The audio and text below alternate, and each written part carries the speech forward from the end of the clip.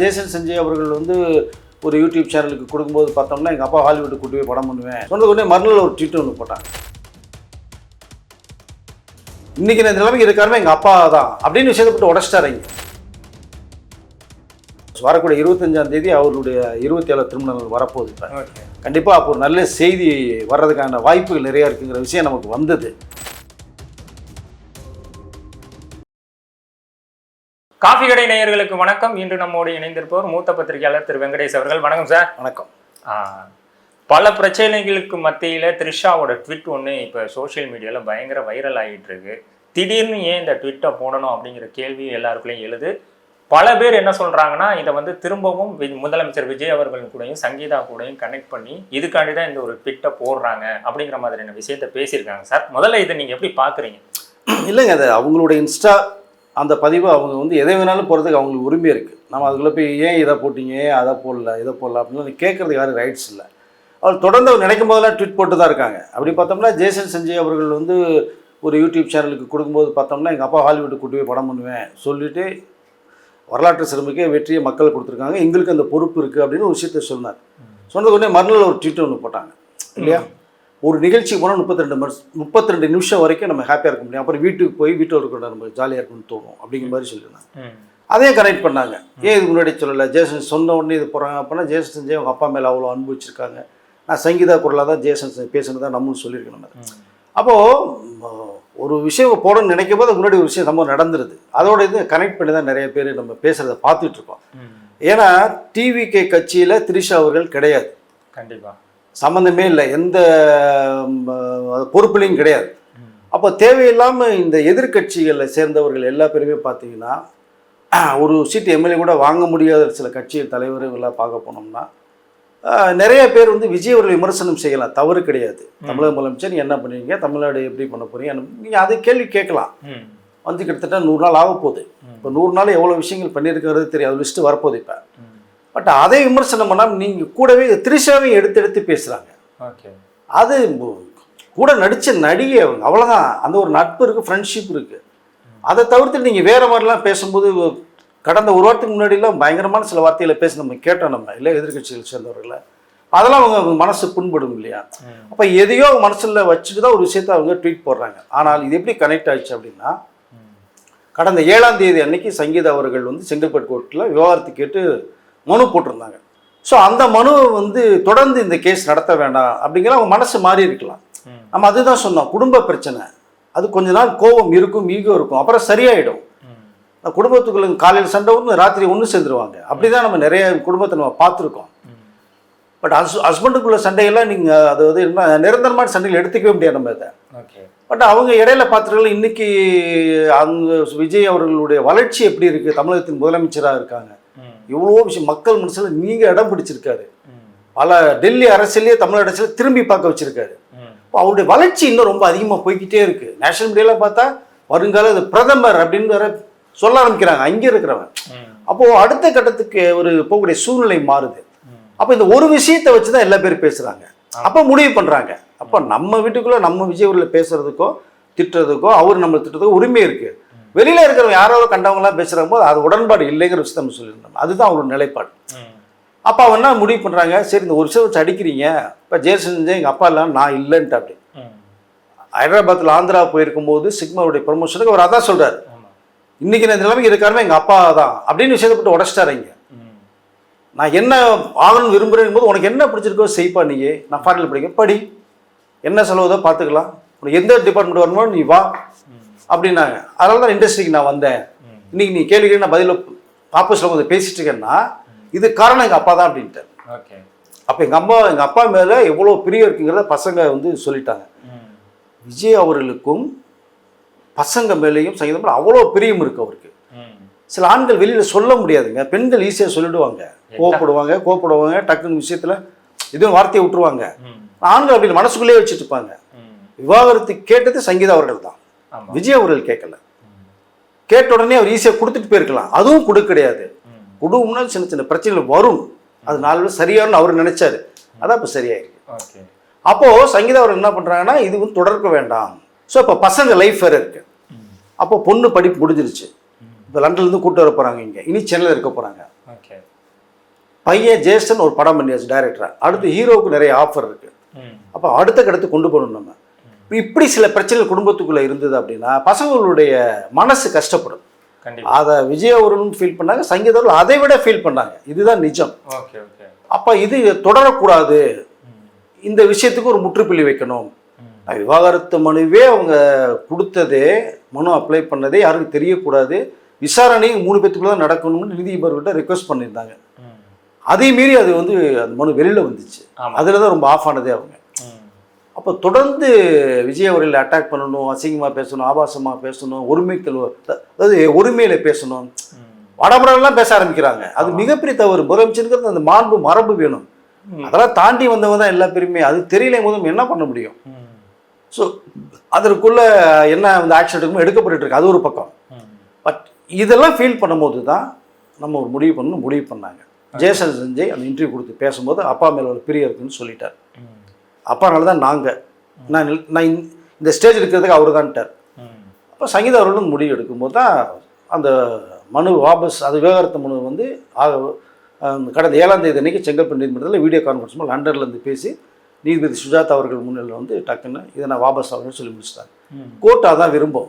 சண்டை போட்டுட்டீங்க, பிரிஞ்சு போகிறேன்றீங்க, சேர்த்து வைக்கிறது எவ்வளோ முயற்சி பண்ணும். ஆட்டோமேட்டிக்காக இவர் கேட்டவங்களே வந்து வாபஸ் ஆகும்போது இமீடியட்டாக அந்த கேஸை முடிச்சிட்டாங்க. இது 7ஆம் தேதி இது யாருமே எதிர்பார்க்கல. பூகம்பம் கிளம்பும், விஜய் அவர்களும் சங்கீதவர்களும் அடிச்சுட்டு உருள போகிறாங்க, விஜய் அவர்கள் இதை வச்சு இடைத்தேர்தலையும் உள்ளாட்சி தேர்தலையும் அடித்து காலி பண்ணிடுவான் பாருங்கள், இத்தனை நாள் ஆச்சு இன்னும் ஒய்ஃபோட சேரல, ஒய்ஃபு கேஸ் போட்டிருக்காங்க, அது நடந்துட்டு தானே இருக்குது அப்படிலாம் பேசணும்னு எதிர்பார்த்தவங்களுக்கு பேரிடியாக விழுந்தது. வந்து இப்போ வாபஸ் ஆகணுன்னு எல்லா பேருமே டோட்டல் ஆஃப் ஆனாங்க. இனிமேல் என்ன பேசுறதுன்னே தெரியல. பட் அது நடந்து ஒரு 5 நாளில் தான் டக்குன்னு இவங்க திரிஷா அவர்கள் ஒரு ட்வீட் ஒன்று போடுறாங்க. அதற்கிடையில் ஒரு சம்பவம் நடக்குது. முன்னாள் அதிமுக அமைச்சர் வந்து நான் அண்டா கொடுத்தேன், குண்டா கொடுத்தேன், எனக்கு ஓட்டு போடல, விசிலுக்கு ஓட்டு போட்டு போயிட்டாங்கன்னு அவர் ஆதங்கத்தில் தோத்துட்டார். எம்எல்ஏவும் கிடையாது, அமைச்சராகவே இருந்தவர். அப்போ என்னடா மக்கள் இப்படி இருக்காங்க. இன்னொரு அரசியல் கட்சி தலைவர் என்ன சொல்கிறாரு, நான் 15 வருஷமாக கத்தியை போராடிட்டு இருக்கேன், மக்களுக்கு வந்து சாம்ப விடுறாரு. ஆமாம், ஓட்டு போட்டிங்களே, நீங்களாம் நல்லா இருப்பீங்களா, அது இருப்பீங்களான்னு சாம்ப விடுறாரு. சத்யராஜ் ஒரு பக்கம் வந்து சாம்ப விடுறாரு, மாறி மாறி. அப்போ இதெல்லாம் யோசிக்கும் போது அவங்க முடிவு பண்ணுறாங்க, சரி நான் ஒன்று சேர்ந்துடுறேன், இனிமேல் என்ன பண்ணுவீங்க. அப்போ அது பண்ணும்போது தான் இங்கே திரிஷா அவர்கள் ஒரு ட்வீட் போடுறதுக்கும் அந்த முன்னாள் அமைச்சர் ஒன்று பேச போகும்போதும் விஜய் அவர்களுக்கு நெருங்கியவர்களுக்கே மட்டுமே அரசு துறையில் பதவி கொடுத்துட்ருக்காரு. ஏன்னா ஏஜிஎஸ்க்கு வந்து அர்ச்சனா அவர்கள் கொடுத்தது, வேல்முருகன் கொடுத்தது, இப்போ லயலாமணி கொடுத்தது, இப்போ நிறைய பேர் தொடர்ந்து கொடுத்துட்ருக்காங்க. அப்போது நான் என்ன சொல்கிறேன், நம்பிக்கையானவர்களுக்கு தான் பதவி கொடுக்க முடியும். அரசு பதவி ரோட்டில் போனவனுக்கு தெரியவனுக்கு கொடுக்க முடியாது. அவன் ஏதாவது பண்ணிட்டு யாருக்கு தெரியும், அது வேறு கேள்வி கேட்பீங்கல்ல. கண்டிப்பாக அதெல்லாம் யோசித்து அவருக்கு நம்பிக்கைன்னு உள்ளவங்க கரெக்டான பர்சன், இது கரெக்டாக நடக்கும், மக்கள்கிட்ட நல்ல பேர் எடுக்கும் நம்பிக்கையில் கொடுக்குறாரு. அதை விமர்சனம் பண்ணுறீங்க. அதற்கு பிறகு அதை சொல்லி முடிச்சதுக்கப்புறம் என்ன சொல்கிறாரு, திரிஷா அவர்களுக்கு துணை முதல் மந்திரியும் விஜய் அவர்கள் தருவாருங்கிற விஷயத்தை போட்டு உடைக்கிறாரு. இவங்க தான் கட்சியில் இருந்து கொள்கை பரப்பு செயலர் இருந்து கட்சியில் போய் விமர்சனங்கள் பண்ணி பிரச்சாரம் பண்ணாங்கன்னா அதை நீங்கள் சொல்லலாம், செய்யலாம். ஆனால் எது வேணாலும் நடக்கலாம், அது அவருடைய சொந்த கருத்து, விஜய் அவர்களுடைய சொந்த கருத்து தான். அதை நம்ம போய் அரசியல்களை புகுந்து ஒவ்வொரு கட்சிக்கும் ஒவ்வொரு கொள்கைகள் இருக்கும், யாராருக்கு என்ன பண்ணுங்கிறது எல்லாருக்குமே இருக்குல்ல. நீங்களாம் மண்ணில் எல்லாம் மன்னவங்க தானே, உங்களோட கட்சிக்காரர்களுக்கு கொடுத்தீங்க, சொந்தக்காரர்களுக்கு கொடுத்தீங்க, டெண்டரை கொடுத்தீங்க, எல்லாமே வந்து கொடுத்தீங்கல்ல அரசு சம்பந்தப்பட்ட வேலை எல்லாமே. அப்போ அதை மட்டும் நீங்கள் பார்க்கணும்ல. அப்போனால சொந்த விஷயங்கள் இதுக்குள்ளே பூத்த முடியாது. அப்போ அவரும் ஒரு பக்கம் சொல்லும் போது தான் இவங்க ரொம்ப எமோஷனல் ஆகுறாங்க. இன்னொரு பக்கம் குட்டி பத்மினி தான் ரொம்ப டார்ச்சர் பண்ணாங்கன்ட்டு அந்த விஷயத்தை வேற சொல்கிறாங்க. அது குட்டி பத்மினி திரிஷா நல்லா இருக்குன்னு விஷயத்தை தான் அவங்க சொல்கிறது. ஏன்னா அவங்க பொண்ணு திரிஷா அவர்களும் ரொம்ப ஃப்ரெண்டு வேற.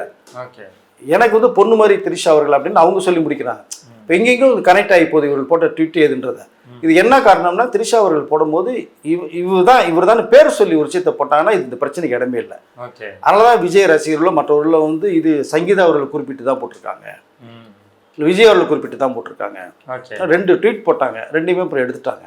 ஸோ அப்படிங்கும்போது அவர்களுடைய பேஜ் அவர் எது வேணாலும் போடுறதுக்கு உரிமை இருக்குது, போடுறாங்க. இந்த கேள்விக்கு யாருமே முடியாது. என்ன ஒன்றுனா இந்த மாதிரி சர்ச்சைகள்லாம் ஒன்று போயிட்டு இருக்கிற சமயத்தில் ஒரு ட்வீட் வரும்போது பட் அது வந்து விமர்சனத்துக்குள்ளாகுது. இப்போ நான் அந்த கேள்வி தான் சார் கேட்க வரேன். இப்போ என்னென்னா சஞ்சய் அவர்கள் பேசி அந்த இன்டர்வியூ வெளியாகி ட்ரெண்டாவது டக்குன்னு ஒரு மெசேஜை பாஸ் பண்ணுறாங்க. கொஞ்ச நாள் கழித்து திரும்ப விவாகரத்தை இவங்க வாங்குறாங்க. அப்போது ஒரு இது போடும் பொழுது இந்த ட்விட்டை நம்ம போடுறனாலையோ இந்த மெசேஜை நம்ம பாஸ் பண்றதுனாலயோ இது திரும்ப இப்படி ஒரு சர்ச்சையை உண்டாகும்னு அவங்களுக்கு தெரியாதா சார்? கண்டிப்பா தெரியும், தெரியாம இருக்காதுங்க, கண்டிப்பா தெரியும். அதுதான் சொல்றான், நீ யாரை குறிப்பிட்டிருந்தாலும் பரவாயில்ல, அது உங்களுடைய கருத்து. அதை நீங்கள் பதிவு பண்ணும்போது, நீங்கள் போஸ்ட் பண்ணும்போது வந்து பேரை சொல்லி போட்டாங்கன்னா இந்த கேள்விகளுக்கு இடமே இல்லை, யாருமே கேள்வி கேட்க மாட்டாங்க. அது தவிர்க்கப்படும் போது தான் இந்த மாதிரி நிறைய கேள்வி ஒன்றுன்னா வந்துட்டு இவரை நோக்கி போட்டாங்களா அவர் நோக்கி போட்டாங்களா அப்படின்னு.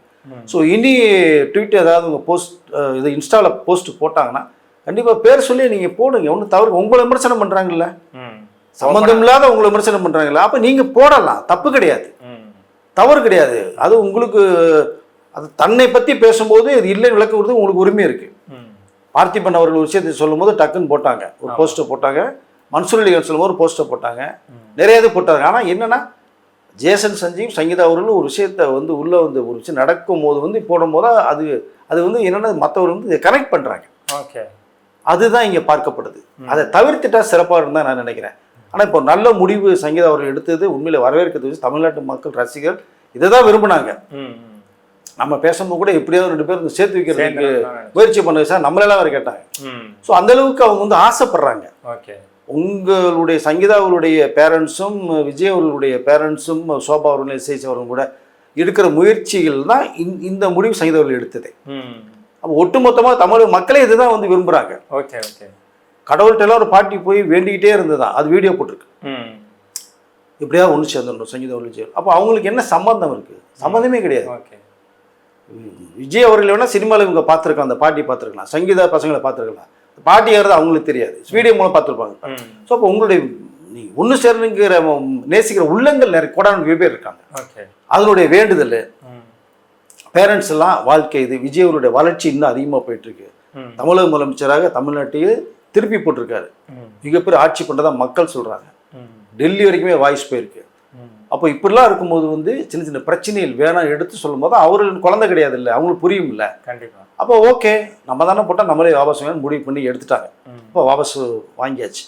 இப்போ கிட்டத்தட்ட அவங்க லண்டன்லேருந்து பொண்ணை கூப்பிட்டு இங்கே வரப்போகிறாங்க. ஓகே, இப்போ வரக்கூடிய 25ஆம் தேதி அவருடைய 27 திருமணங்கள் வரப்போகுது. இப்போ கண்டிப்பாக அப்போ ஒரு நல்ல செய்தி வர்றதுக்கான வாய்ப்புகள் நிறையா இருக்குங்கிற விஷயம் நமக்கு வந்தது.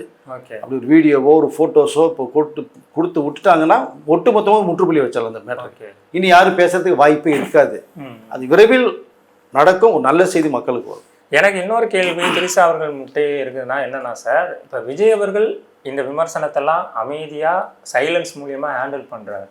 அதே மாதிரி த்ரிஷா அவர்கள் ஒன்று ஓப்பனாக உடச்சி பேசலாம், இல்லைன்னா அவங்களும் இதே மாதிரி சைலண்டாக விட்டு அவங்க கத்திட்டு போயிடுவாங்க பார்க்கலாம். இந்த ரெண்டுக்கு நடுவில் அவங்க ஏன் ஒரு பிரச்சனையை கிரியேட் பண்ணுற ஆளாகவே இருக்காங்க? இல்லை அதுதான் அது எல்லாருக்குமே இந்த கேள்வி வருது. ஒன்று பேசுகிறோன்னு எதிர்த்து பேசி நம்ம சொல்லி இந்த மாதிரி பண்ணக்கூடாதா செய்யக்கூடாதான்னு விஷயத்த சொல்லிட்டு பண்ணுறாங்க. பிரச்சனைக்கு வந்து இடமே இல்லை. இல்லையா நீ பாட்டுக்கு பேசுறியா பேசிக்கிட்டே இருறா நீன்னு சொல்லி விட்டுட்டு அவங்க பாட்டுக்கு வேலையை பார்த்துட்டு இருந்தாங்கன்னா எத்தனை நாளைக்கு பேசி எடுக்க போகிறாங்க? கண்டிப்பாக ஒரு வாரம் 10 நாள் 15 நாள் கூட விட்டுருவாங்க. நம்ம கண்டுக்கவே மாட்டேங்கிறாங்கன்ட்டு புதுசாக விட்டுட்டு அடுத்த வேலையை பார்க்க போயிடுவாங்க. ஸோ அதனால் போஸ்ட்டு போடும்போது பர்டிகுலராக யாருக்கு அந்த போஸ்ட்டு போடப்படுகிறது அப்படிங்கிற தகவலை சொல்லிட்டாங்கன்னா தெளிவாக இருக்கும். ஸோ இனி அந்த மாதிரி மொட்டையாக போஸ்ட் வரான்னு தான் நான் நினைக்கிறேன். பார்க்கலாம். இன்னொரு விஷயம் என்னன்னா, முதலமைச்சர் விஜய் இன்னைக்கு வந்து அவர் மிகப்பெரிய ஒரு பொறுப்புல இருக்காரு. அவரை வந்து ஒரு நடிகை கூடயோ ஒரு பெண் கூடயோ தராதாரம் இல்லாம ஒரு விமர்சனம் அடிக்கடி வந்துகிட்டு இருக்கு. இதுக்கு என்ன நடவடிக்கை எடுக்கணும்னு நினைக்கிறீங்க சார்? இல்லைங்க, முதல்ல நம்ம ஒருத்தரை குறை சொல்லி பண்ணும்போது அவருடைய பர்சனல் லைஃப், என் குடும்பத்து பிரச்சனை நான் பார்த்துக்கிறேன்றாரு. பர்சனல் லைஃபுக்குள்ளே போகிறதுக்கு யாருக்குமே உரிமை கிடையாது. ஃபர்ஸ்ட் ஆஃப் ஆல் முதல்ல நம்ம ஒருத்தரை கேள்வி கேட்டு அவர் வந்து அட்டாக் பண்ணும்போது ரொம்ப அசிங்கமாக பேசும்போது பார்த்தோம்னா நாம் யாருங்கிறத முதல்ல நம்ம யோசித்து பார்த்துக்கணும். அப்புறம் தான் மற்றவங்களை பற்றி பேசணும். இப்போ நம்ம முதுகு நம்மளே பார்க்க முடியும் போது அவரு முதுகு நெஞ்சு எதுக்கு பார்த்துட்டு நம்ம, அது அவருடைய விருப்பம். ப்ளஸ்ஸாக இருந்தாலும் அவரு தான், பாசிட்டிவாக இருந்தாலும் அவரு தான் ப்ளஸ்ஸாக அமைய போகுது, நெகட்டிவ் வந்து அவருக்கு மைனஸாக மாறப்போகுது. அது அவருக்கு தெரியும். கண்டிப்பாக. ஸோ தமிழக முதலமைச்சரோட விஜய் அவர்களுக்கு எல்லாமே தெரியும். நீ சொல்லித்தர வேண்டிய அவசியமே கிடையாது. ஃபர்ஸ்ட் வந்து நீ யாரு, நம்ம ஒருத்தரை பேசுறோம்னா யாரா இருந்தாலுமே நாம யார் அதை முதல் ஒரு ஸ்கிரீன் போட்டு தெரிஞ்சுக்க ஒரு பேஜில் எழுதி வச்சுக்கிட்டு அப்புறம் மற்றவங்களை பற்றி விமர்சனம் பண்ணணும். நம்ம அதை இப்போ நம்மகிட்ட 1000 ஓட்டையில் வச்சுக்கிட்டு அவரை போய் குறை சொல்றது என்ன நியாயம் இருக்கு? அதனால சொந்த விஷயத்துக்குள்ளேயும் ஃபேமிலிக்குள்ளேயும் போக வேணாங்கிறது தான் நான் சொல்லிக்கல விரும்புகிறேன். இன்னொன்று, பெண்கள் மத்தியில் விஜய் அவர்களுக்கு மிகப்பெரிய ஒரு மரியாதையும் ஒரு ஆதரவும் இருக்கிறதுக்காண்டி இந்த விஷயத்தை கையில் எடுத்து அடிக்கிறாங்களோ? அதுதான். ஏன்னா எம்ஜிஆர் அவர்களுக்கு பிறகு வந்து பெண்கள் மத்தியில் மிகப்பெரிய ஆதரவு இருக்கு. 52% வாக்குகள் இருக்குது தமிழ்நாட்டில் பெண்களுடைய வாக்கு சதவீதம். ஓகே. இப்போ கிட்டத்தட்ட வரப்போகிறது எல்லாமே அப்படிங்கிற திரும்பிச்சுன்னா என்ன பண்ண முடியும்? நீங்கள் பெண்களுக்கு எப்பவுமே நீங்கள் ஒருத்தரை பற்றி அடிக்கிறதுக்கான ரைட்ஸ் இல்லை, அவங்க ஒத்துக்கவே மாட்டாங்க. அவங்க உங்களுக்கு என்ன இருக்குன்னு தான் கேட்பாங்க. அந்த பொண்ணை பற்றி பேசுறது உனக்கு என்ன இருக்குது, இந்த பொண்ணை பற்றி உனக்கு என்ன இருக்குன்னு தான் கேட்பாங்களே தவிர சரியாக பேசினாருப்பா கரெக்டாக சொல்லவே மாட்டாங்க. அப்போ நமக்கு வந்து நெகட்டிவாக மாறிடும். அவங்கள பற்றி நடிகை பற்றி பேசுகிறதோ, சங்கீதா அவர்களை பற்றி பேசுகிறதோ, விமர்சனங்கள் விஜய் அவர்களை பற்றி பேசுகிறதோ, நீ கனெக்ஷன் பண்ணி பேசுகிறத பார்த்தோம்னா நெகட்டிவ் தாட்ஸில் போய் முடிச்சிடும். ஓகே. மக்கள் அதை விரும்பவே மாட்டாங்க. அது எந்த மாநில மக்கள் விரும்பினாலும் தெரியாது, தமிழ்நாட்டு மக்கள் விரும்பவே மாட்டாங்க. ஸோ அதை கையிலேயே எடுக்கக்கூடாது. பெண்கள் ஓட்டு மிகப்பெரிய அளவில் சரியும். அவங்களுக்கு என்ன தேவை தமிழ்நாட்டுக்கு அதை நீங்கள் பேசுனீங்கன்னா அவர்கள் பரவாயில்லையே நமக்கு ஆதரவாக வரலையே தவிர நம்ம பேசுகிறாங்களேன்னு நினைக்க தோணும் அவங்களுக்கு. அது அரசியல் அனுபவங்கள் எல்லா பேருமே அனுபவம் வாய்ந்தவர்கள். அதையே தவிர்த்துட்டு தேவையில்லாமல் திரிஷா பற்றி பேசுகிறாங்கன்னு எனக்கு உண்மையிலே புரியலைங்க. எனக்கு அது அவங்க நடித்த நடிகையே ஒரு ஃப்ரெண்ட்ஷிப்பில் இருக்காங்க, ஃப்ரெண்டில் இருக்காங்க. இப்போ நீங்கள் ஃப்ரெண்ட்ஷிப்பில் யாருமே கிடையாதா? நான் கேட்குறேன், யாருமே கிடையாதா? ஹாய் சொல்ல மாட்டீங்களா, குட் மார்னிங் சொல்ல மாட்டீங்களா, பேச மாட்டீங்களா? எல்லாமே நம்ம பண்ணுறோம்ல, அது மாதிரி தான் அவங்க பண்ணிட்டு போகிறாங்க. அதை போய் மிகப்பெரிய குற்றமாக எடுத்து நீங்கள் பேசணும்னா பெண்கள் மத்தியில் விஜய் அவருக்கு இருக்கிற அந்த ஒரு கிரேஸ் இருக்கு இல்லையா, வாக்குகள் சதவீதம் அதிகமாக இருக்குல்ல, அதை ஒட்டுமொத்தமாக காலி பண்ணுங்கிற ஒரே நோக்கம்தான். அது எந்த ரூட்டில் போனாலுமே அதில் வந்து அந்த பருப்பு வேகாது, மக்கள் அதை ஏற்றுக்கொள்ள மாட்டாங்க. அப்படிங்கிறது தான் மக்களுடைய குரலாக நான் நிறைய கேட்டிருக்கேன். அதை தான் இப்போ நான் சொல்ல வரேன். ஓகே. ஃபைனலாக ஒரு கேள்வி என்னன்னா சார், இந்த எதிர்கட்சியில் உள்ள 2 முக்கிய அமைச்சர்கள், முன்னணி அமைச்சர்கள் எல்லாருமே வந்து ஒரு புது கட்சிகிட்ட தோத்துட்டோங்கிறத அவங்க இன்னொரு ஏற்றுக்க முடியல. ஆமாங்க, கண்டிப்பாக 60 வருடமாக மாறி மாறி இருந்தவங்க 67லேருந்து 2026 வரைக்கும் கிட்டத்தட்ட 59 வருடங்கள் இருந்தவர் வந்து திடீர்னு எதிர்கட்சி வரிசையில் போய் உட்கார, அவங்களே மாறி மாறி ஆளுங்கட்சி எதிர்கட்சி உட்காருவாங்க. அவங்களுக்குள்ள தோத்துக்கிட்டா கூட பிரச்சனை தெரியாது. ஓகே. இது விஜய் அவர்கள்ட்ட தோத்து தான் அவர்களுக்கு ஜீரணிச்சிக்க முடியல 2 பேருக்குமே. Okay okay. மற்றும் பலர்னு சொல்லுவார் விஜய் அவர்கள், சொல்லுவாங்க அந்த மற்றும் பலருக்கும் பிடிக்கல. அப்போ எல்லாருக்குமே பிடிக்கல. இன்னும் கனவுலத்திலே வாழ்ந்துட்டு இருக்காங்க. விஜய் அவர்கள் முதலமைச்சரா நினைக்கல, விஜய் முதலமைச்சரா சினிமா மாதிரி இருக்கா அப்படின்னு நினைக்கிறாங்க, பேசுறாங்க. 100 நாள் ஆயிடுச்சு, பல சாதனைகளை பண்ணிட்டு இருக்காரு, தமிழ்நாட்டை திருப்பி போட்டிருக்காரு, மக்கள் அரசியலை புரிய வச்சிருக்காரு, சட்டசபை லைவ் டெலிகாஸ்ட் போட்டிருக்காங்க, சட்டசபையில் எல்லாம் பார்க்க ஆரம்பிக்கிறாங்க. இவ்வளவு விஷயங்கள் தலைகளா திருப்பி போட்டிருக்கும் போது தொடர்ந்து இனி வந்து மக்கள் வந்து நிரந்தர முதலுங்கிற ஒரு வார்த்தை வரை சொல்ல ஆரம்பிச்சிட்டாங்க இப்ப. ஆமா. பட் நீ சரியா பண்ணலாம் அதே மக்கள் வந்து இங்க தூக்கி அடிப்பாங்க. மக்களுடைய மனசு நீங்க சரியா பண்ணல அப்படின்னா யாராலும் தூக்கி அடிப்பாங்க. அதுல ஒன்றும் மாற்றமே கிடையாது. சிறப்பாக செஞ்சீங்கன்னா உங்களை பெரும்பாலும் உட்கார வச்சுட்டே இருப்பாங்க. ஒரு மாற்றத்தை விரும்பினாங்க, அந்த நேரத்தில் கரெக்டாக உள்ள வந்தாரு, உட்கார வச்சுட்டாங்க. பட் அடுத்து ஒரு வெற்றிக்காக நம்ம போராடணும். யாராக இருந்தாலுமே தோல்வியை மக்கள் கொடுத்துட்டாங்க, ஓகே, அதே மக்கள்கிட்ட நம்ம வெற்றி பெறதுக்கு உழைக்கணும். அதை தவிர்த்து மற்ற விஷயங்கள்லாம் உரிமையில் பேசுகிறதும், ஒருத்தரை அவரை மட்டுமே டார்கெட் பண்ணி பேசுகிறதும், இன்னும் வந்து நாம் தான் அப்படிங்கிறது மாதிரி நினச்சிட்டு பேசுகிறதும் வந்து அதை சரியாக வராது. மக்கள் அதை விரும்ப மாட்டேங்கிறாங்க. அதை முதல் புரிஞ்சுக்கிட்டாங்கன்னா அடுத்து தமிழ்நாடு எப்படி சிறப்பான பயில கொண்டு போகணுங்கிற அளவு சிந்திச்சு பேசுனாங்கன்னா சிறப்பாக இருக்கும். ஓகே சார், நிறைய தகவலை பயந்துக்கிட்டீங்க, ரொம்ப நன்றி சார். நன்றி.